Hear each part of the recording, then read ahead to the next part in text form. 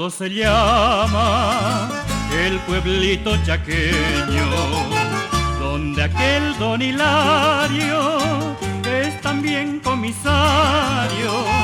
Y en aquel San Bernardo encontró don Hilario una flor perfumada que flechó su corazón. Una rubia bonita, coqueta y traviesa, al pobre Hilario amor prometió. Y el pobre Hilario también comisario, sin botas ni mando, la rubia lo dejó.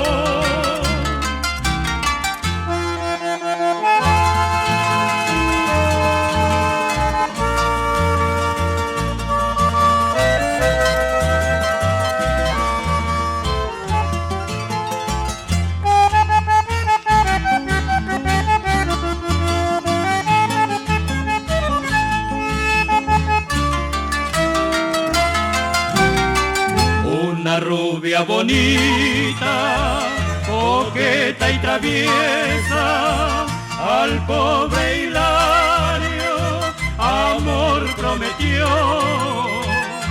Y el pobre Hilario también comisario, sin botas ni mando, la rubia lo dejó.